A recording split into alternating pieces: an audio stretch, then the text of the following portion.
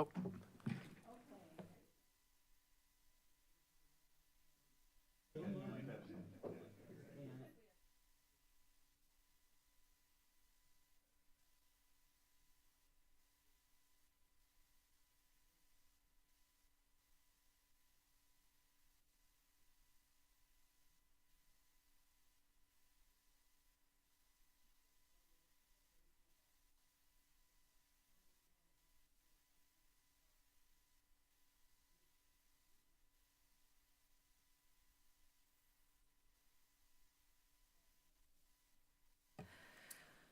Okay, so I'll call the meeting to order, and do you want to ask for roll, call roll? Yes. Okay. Yes. Commissioner Jones, Here. Commissioner Williams, Commissioner Freeman, Commissioner Silvas, Here, Commissioner Diana. Here. Thank you. thank you, we have a quorum. The first order of business is for us to approve the minutes of the public hearing that we had on January 30th. So move. Thank you. We have a motion and a second. Is there any discussion of those minutes from the public hearing?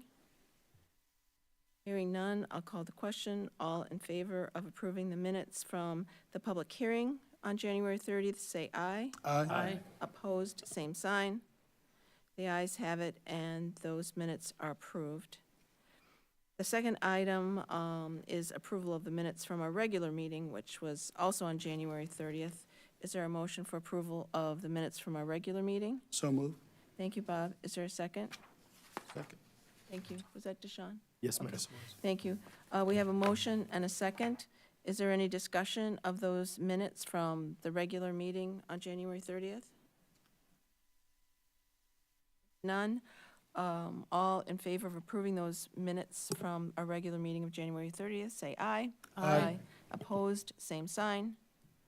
The ayes have it, and we have approved the minutes from a regular meeting of January 30th. Moving on, the agenda, are there any additions to our agenda for this evening?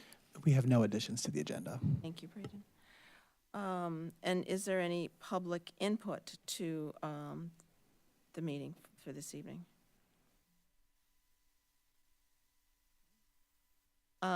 That moves us to presentations and the staff report.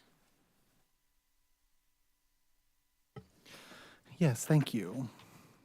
So first, I want to start off. I think I neglected to do this last time, but I want to welcome our new staff member, Nick Olson. He's been with us since January, so he is the new community development coordinator in the grants division. So we're very excited to have him. Definitely handy to have an extra pair of hands around. And then also just another hiring update. We have posted our third position, our community development specialist. So we're hoping to have a third member join our team sometime in hopefully May. So that will make us fully staffed, and that will be great progress for us. In terms of housing and Department of Housing and Urban Development activity, we will be bringing our annual action plan for fiscal year 2024-2025 on the agenda tonight. So we're hoping to have that approved. That needs to be submitted to HUD by May 17th, and then that program year will start on July 1. And then other grants management activities, applications for our youth services grant program will close on Monday, April 1st. So we are encouraging any agencies that provide services or programming to low-income Urbana youth to apply for funding to support their programs. We will be convening a application review committee to review the proposals that are submitted from the local agencies and then provide funding recommendations for the 2024-2025 fiscal year.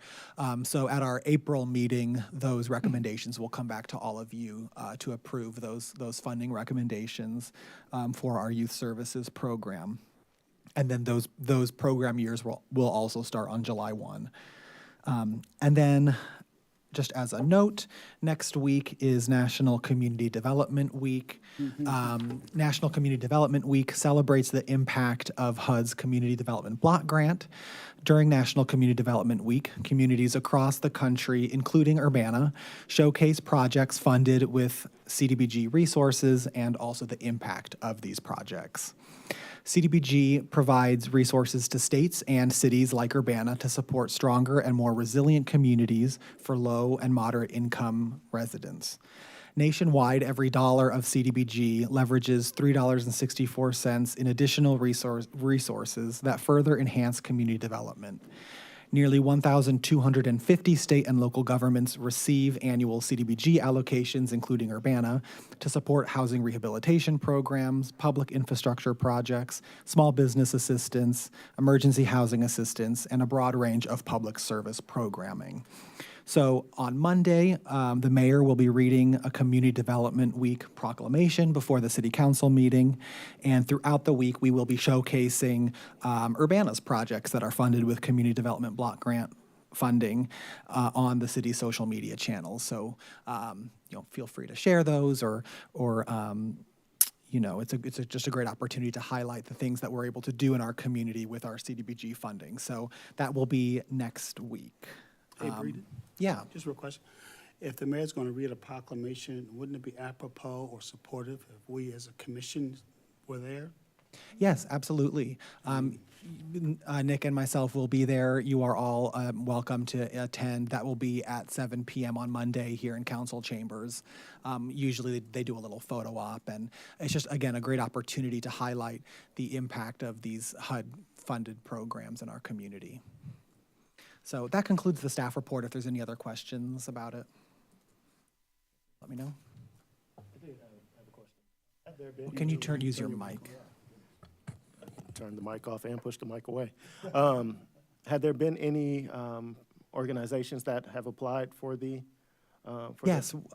So like I said, the applications will close on Monday. So once it's closed, I'll kind of take a look at the final list. I think we've had 3 agencies submit their applications Okay, already, that's and then I think there were like 19 or so that had applications in progress. So we're hoping to get a good pool of applicants. Cool. Thank you. Any other questions for Braden regarding items from the staff report? Okay. Is there any unfinished business to come before the commission this evening? No unfinished business. Thank you. And that takes us to new business, and there are 3 resolutions, and you'll go through those one by one? Okay.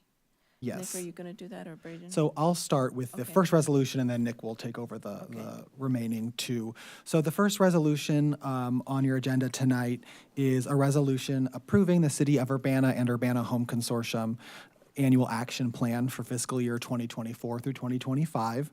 So the annual action plan covers our 2 sources of HUD funding, the Community Development Block Grant and also the Home Investment Partnership Program.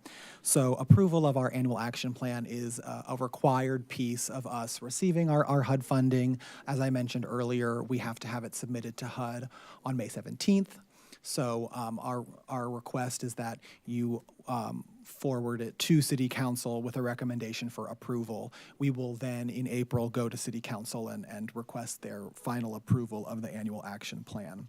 So just as a brief background, the annual action plan every year outlines the activities that the city and the Urbana Home Consortium will undertake during that fiscal year in order to meet our community development and affordable housing goals in the community. So in your packet there, we have a table of expected financial resources from those 2 HUD-funded programs, as well as information on the projects and activities that we are intending to fund in the upcoming fiscal year. So you can certainly refer to that as well. It's not uncommon that we don't quite know our final allocation from HUD during the time of approval. Congress has to first get their budget passed and then get that allocation to HUD for HUD to provide these specific allocations to each entity. Typically, what we do is just look back at the previous year's allocations that we received and then estimate based on that. So the numbers that you see are reflective of what we received last year. So we are anticipating to receive $498,343 in community development block grant funding, and where did the other number go? $779,013 in home investment partnership funding. So in the event that the actual allocations, once we receive them from HUD, differ from that, we'll just adjust our budget proportionally based on that. Again, that's standard procedure that tends to happen because our approval process has to come, sometimes before we actually know what the numbers are. But again, the fluctuations don't tend to be very large in terms of the difference between what we're anticipating and what we end up receiving. So in terms of the public input process, we held 2 public hearings before Community Development Commission meetings. One back in October and then one in January. Between the period of February 23rd, 2024 and March 25th, we held our public input period, during which time we solicited general input on the plan from members of the public. During that time, we sent out a community needs survey to gather input on housing and community development needs in Urbana. The survey was sent via several different methods, direct email, and then postcards that were addressed to addresses in our community development target areas. And we also posted the survey on the city's website and on our social media accounts. So we did include in the packet the results of that survey.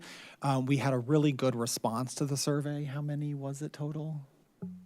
It was 216 responses this year, which I believe may be a record, at least Yes. certainly as far as recent years go. And we kind of set it up differently this year, where the survey would prompt different questions if someone indicated that they were a service provider. So we were able to ask more targeted questions to service providers and the general public, depending on who the respondent was. So I think the breakdown there was we had 40 responses from service providers and then 176 from the general public. So a lot of good feedback this year. So all of that feedback is really crucial to our plan. Again, we target our services and our funding as much as possible to that feedback that we are receiving. So we're very glad to get to get that feedback. Again, as I mentioned, at this time we are requesting a motion to forward this to City Council. I'm happy to answer any questions that you might have about the plan or the budget or the different activities that we're intending to initiate. Hey, Bree, thank you for sending this to me early. And I had a chance to read through it about 3 times. And I'm going to just have a question about Mental Health Board, its participation, and are they providing funds for this consortium? And if so, how much? Or are we providing them funds so they can function with individuals that we're targeting that are homeless and et cetera? Yeah. So the Mental Health Board participates really in, I would say, an advisory capacity. The Home Consortium nor CDBG from the city provides direct funding to the Mental Health Board, and we also don't receive money from the city, from the Mental Health Board, but we collaborate very closely with them in terms of identifying those community needs, seeking recommendations on the best way to address those needs. And so that feedback and that a lot of times the data, the information from the Mental Health Board is very important as we're developing our plan and kind of strategizing solutions to various issues, whether it's homelessness, mental health concerns in the community. So we collaborate with them, but in terms of funding, there's not necessarily a connection between these grant funds and the Mental Health Board, if that makes sense.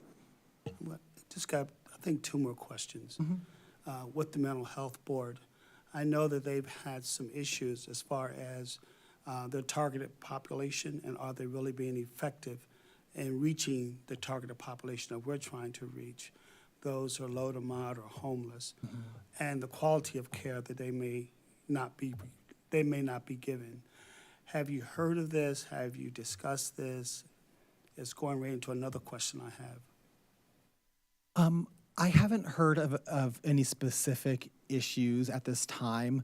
Again, I do know that there are a lot of challenges in terms of meeting this population in our community. It's a very high needs community that requires a lot of kind of interlocking services, and so kind of that's where the collaboration comes in, you know, in terms of different agencies being able to handle sort of different needs or provide different services. So in that sense, I'm aware of just the challenges inherently in providing funding and services to people who might be experiencing mental health issues and also homelessness or housing instability or things like that. But I haven't heard of any specific issues to date. Okay. I would really, if you could, as we're dealing with this vulnerable population, and particularly the fact that almost 67 to 70% are people of color, I'm really concerned whether or not are they effectively reaching that targeted population. I know it was, about 2 months ago they had a big board meeting about this, and the board couldn't really answer. And so if they're part of our action plan, then I think we need to maybe look at that just a little bit. Or in the survey, ask those questions specifically. How many are you reaching, and what targeted population are you reaching as a service provider? Makes sense? Thank you for that feedback. Okay, no problem. This is a follow. You want to say something? If I can just add, the survey this year did include some questions to service providers about, current service gaps, issues they've seen with clients accessing services. The survey did just close yesterday, so we're still kind of in the process of analyzing all that data. But it is something we're thinking about and are going to continue working to address throughout this process. And this goes back to our January meeting when we had the RPC here, and we're talking about the vulnerable population. 67% were persons of color. And I've been in dialogue with them, and they just can't give me the answers that I'm looking for. And that is, how are we specifically reaching brown people within the city of Urbana? I'm not worried about Champaign, I'm worried about Urbana. And because for me, it goes to the emphasis, and are they being seen, right? They can be, but yet not be seen. And so I just want to make sure that we as a committee really look at and zero down that thing about who are we really reaching, right? Make sense?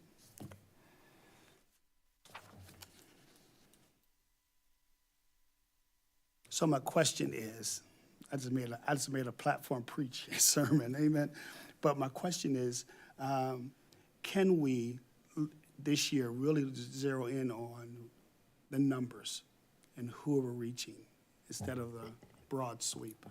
Yes, absolutely. And just to provide a little bit more detail on that, so this is our annual action plan, which we do yearly. Next year, currently we are starting the process of planning for we have to do a 5-year consolidated plan. So the annual action plan is kind of, the 1-year increment of your 5-year consolidated plan.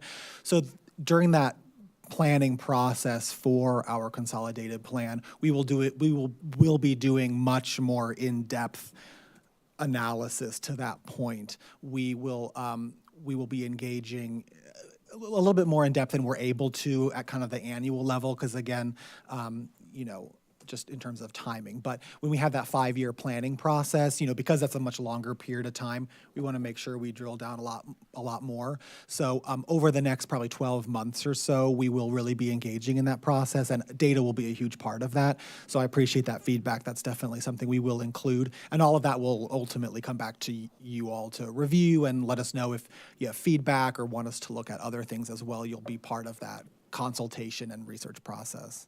Yeah, because as I'm in the community and I'm going to all these different sites and all these different events, I'm hearing this consistent thing that no one's answering that question. And all the action plans, everybody's action plans are partnerships with other agencies, but nobody's really providing hardcore data as far as reaching that vulnerable population. So I appreciate you guys. Thank you. Plus, I'm a statistics geek, so, okay, all right. Any other questions about the? Okay.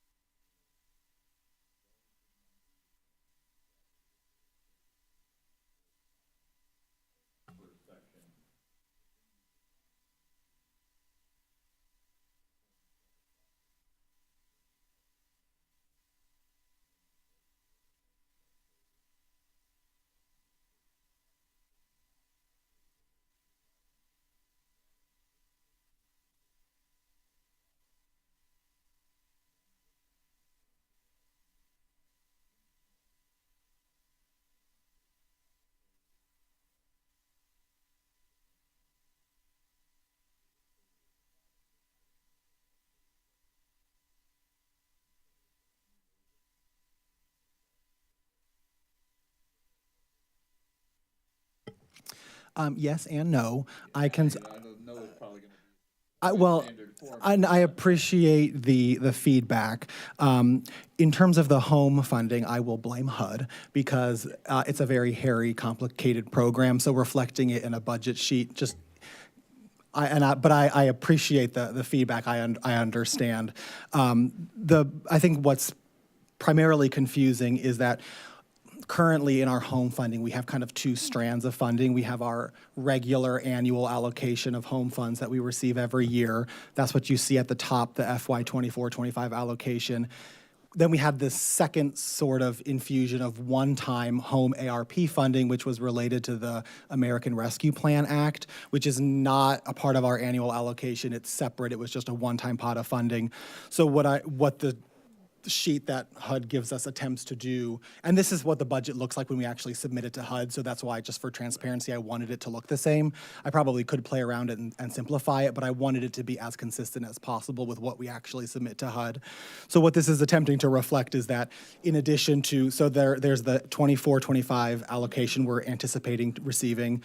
We have about a $2.9 million rollover from prior year allocations we have not expended.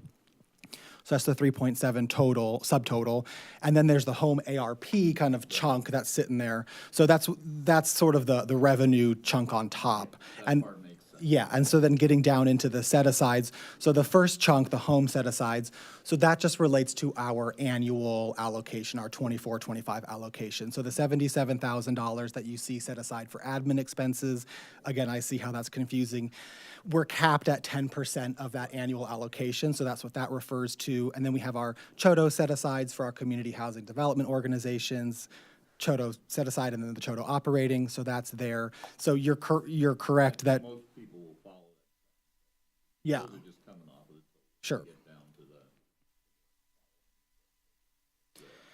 the. Yeah, it just.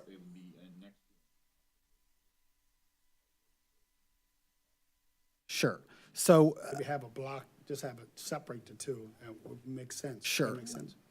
Yes, I understand that. Essentially, what I did was these expense items under home ARP. So, okay, and I see that one of them is the rollover, the other ones are subtractive. Yeah. Yeah. Yes. Yes. So the purpose was, again, just for transparency, having it as similar. The budgets that we submit to HUD look insane. They, and again, I try to make it easy for people to, but I understand that, and I appreciate that, and that is definitely something we will take into consideration in terms of future budgets.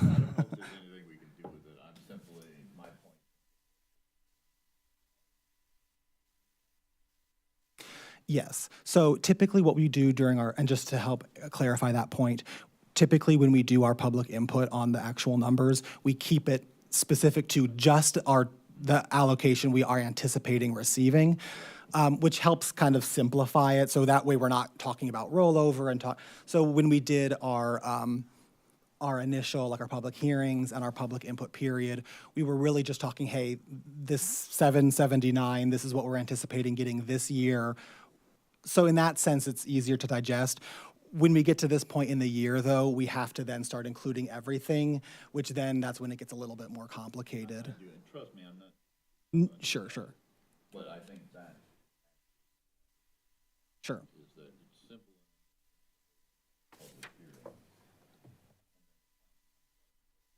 Sure. Numbers that nobody heard of. Sure. They don't seem to add up. Mm-hmm.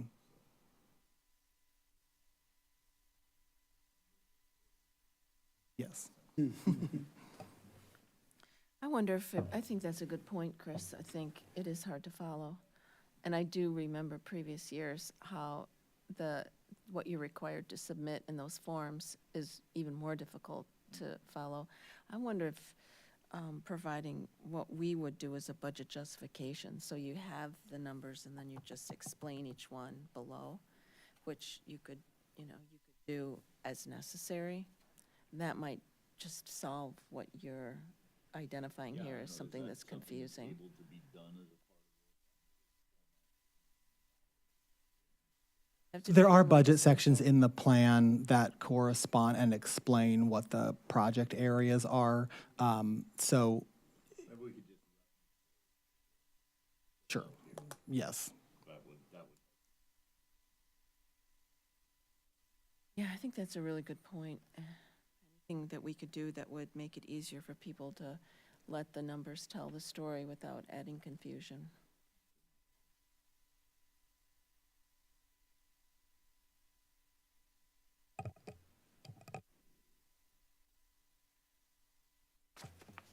Any other comments or questions about this first resolution?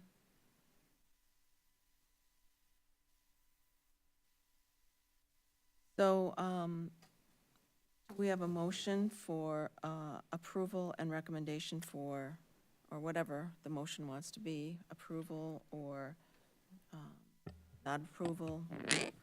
Staff recommends a motion for approval to the city council. I move to approve the City of Urbana Home and Urbana Home Consortium Annual Action Plan to be approved and sent to City Council. Thank you. Patty, is there a second? Second. Is there any more discussion?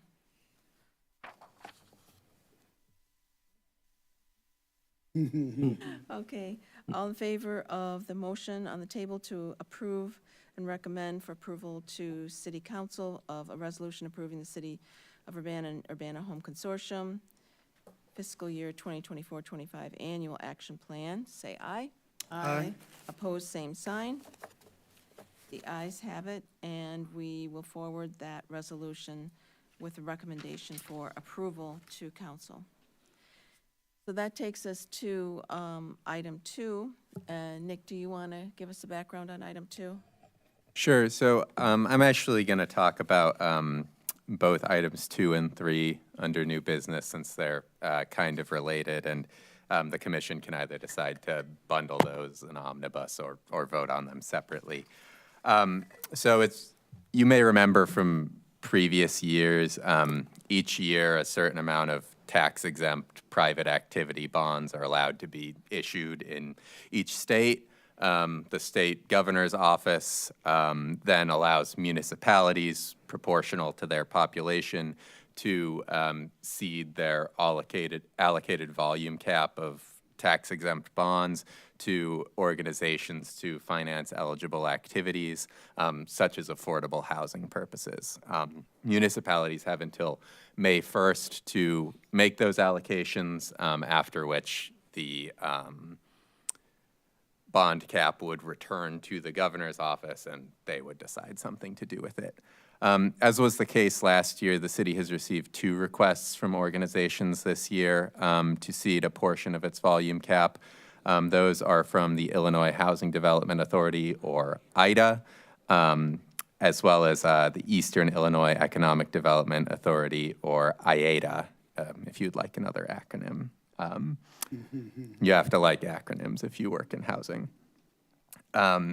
IDA, just for some background, uses the private activity bonds that it gets seeded to finance new affordable housing development in the state of Illinois, and also to provide mortgage assistance to low-income households.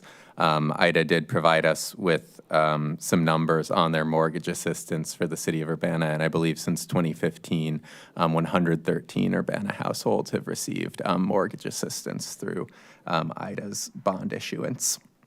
And then IATA uses private activity bonds to finance affordable housing developments throughout the state of Illinois. It's financed projects in Coles County recently, as well as in Champaign County. So the Grants Division is recommending that the city split its 2024 volume cap equally between IDA and IATA. I can pull up the exact numbers on that if you give me just a moment here. And have prepared 2 resolutions, which we are recommending to be forwarded to the Committee of the Whole to that effect. So with this year's allocation, which again is proportional to our population, and then the formula is we multiply the city's population by $125, we would be seeding $2,404,250 in bond issuance authority to IATA and IATA each, respectively. So that's an overview, and you can open it for discussion from there.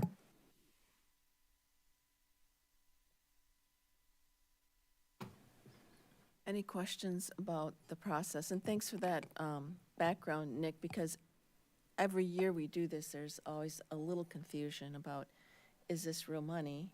And it's not. Sounds like real money, but it's not. It's just the cap and our allocations, so that makes it a little bit easier to understand. So thank you for that background. I have one question, and it's going to be around the same flavor, is that in crunching the HMDA data for Urbana, our numbers are really poor as far as persons of color, as far as mortgages. And so I hear this split, these caps and all that, I get it. But I'm really concerned about the lack of access for persons of color. Here, in particular fact that Urbana is almost 47% Asian, you got to start asking the question, why is that? And so that might be something we can ask IDA or ADA, or IATA rather, and kind of push in, because I've been pushing into them a little bit, but just want to let you guys be aware of it, that's all.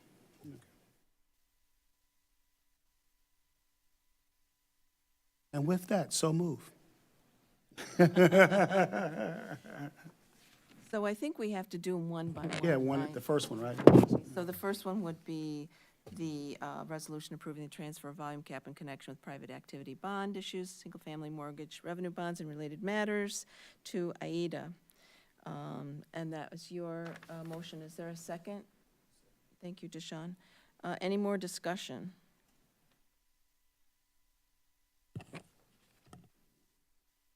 So all in favor of that motion, say aye. Aye. All opposed, same sign. The ayes have it, and we are forwarding that resolution to council with a recommendation for approval. Now, moving on to item number 3, which is the IDA section of this. Is there a motion on that section of the, I move to approve and send on to city council. thank you, Patty. Is there a second? Thank you, Deshawn. Any discussion? Okay, hearing none, I'll call the vote. All in favor of the motion, which is a resolution approving the transfer volume cap in connection with private activity bond, issue single-family mortgage revenue bonds and related matters to Ida, say aye. Aye. Opposed, same sign. The ayes have it and the motion carries, so that is approved. That is, we're recommending for approval of council. Okay, anything else for our agenda this evening? Just one last thing. Our April meeting is scheduled, our regular meeting is scheduled for April 23rd. I have received some feedback that that date might potentially not work for some members. Again, we're a smaller board, so as many people as can attend as possible is welcomed. So it's possible that we could reschedule that for the 30th of April, if that would work better. Just let me know, offline, or you can send me an email, which date works better for you. Again, the 23rd or the 30th. We just want to make sure we'll have some voting items. We'll have our youth services grants for approval. So we want to make sure there's a good attendance. So if you could let me know which of those dates, if there's one that you prefer, let me know so we can get that scheduled. But other than that, I don't have anything else. Okay, thank you, Braden. Maybe you want to know if of those two dates, if there's one where people cannot attend. Yeah, if there's one that you can't attend, yeah, definitely, please let me know. Any other discussion? Having exhausted our agenda, the meeting is adjourned. Thank you.